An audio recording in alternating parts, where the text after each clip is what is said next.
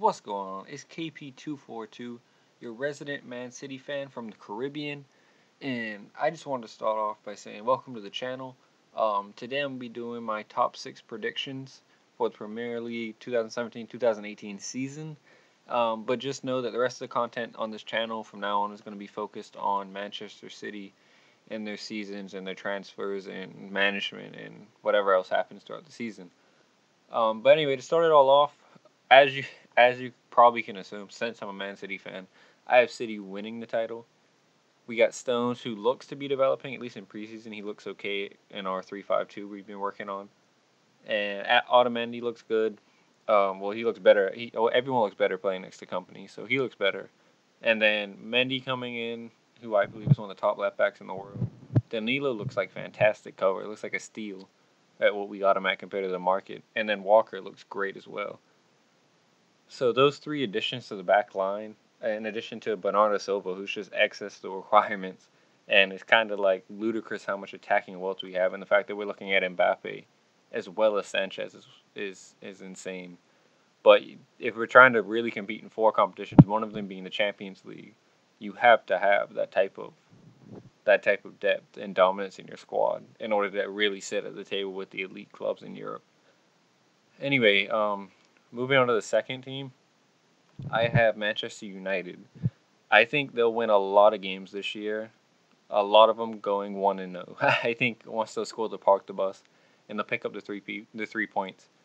I don't think they'll have enough to beat us out simply because I think they'll get a few too many draws. Whereas if we win, we'll win 3-0, whatever, if everyone maintains the form, which, it dips in and out. But if everyone plays to how they could play, we'll win a lot of games like 3-0, 2-0. We'll dominate some of the lower half teams. United, Jose's going to park the bus after they go 1-0 up. Or maybe if they might go 2-0 up. But, a lot of times he'll park the bus, and all it takes is a lucky goal, and then you get a draw.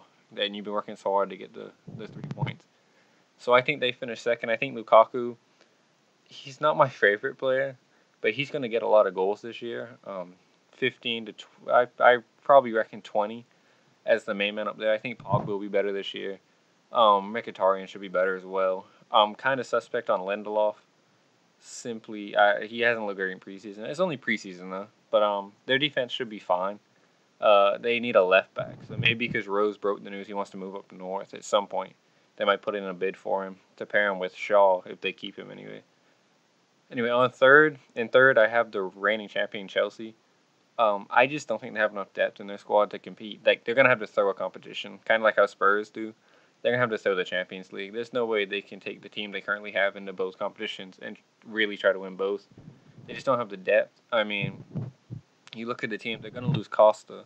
I mean, I know he's on the roster now, but how that's been going, he's not going to be there long. They're going to lose Costa. Bakayoko came in, but then they lost Matic. And a Bakayoko Conte back midfield isn't bad, but they're very similar players. Like, I don't know. I just don't think they have the depth to really. I mean, they'll challenge. I think it'll be a closer race throughout the season. But I don't think they have the depth to finish top 2 over United and City. I don't see it. At number 4, I have Spurs. This could change because of the Rose thing. If Rose gets transferred as well, I think they finish 5th or 6th, maybe even 7th if Everton could get everything sorted out. But Spurs in at 4. Their starting 11 is fantastic. I mean, Trippier's not Walker, but he's still a pretty dang good right back. It's really, their starting 11's amazing. Alderweireld, Kane, Eriksen's really underrated. Dele Alli's will do what Dele Alli does. I just don't. If they get some more depth, if they actually buy some players, they can contend for the title. But they just haven't bought any. They have bought 0 players, and they have no excuse. They're making profits. They have a positive net spend. I'm pretty sure, and you can't be really trying to compete for the top titles and the top competitions and have a positive net spend. They have spent no money. At number 5, I have Liverpool. I think their attack will carry them. Maybe if they can get Virgil van Dijk, they can move higher.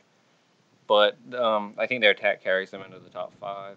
Mane, Salah, if they could stay healthy with Firmino or whoever else they have at striker or in that midfield, I think they'll be fine.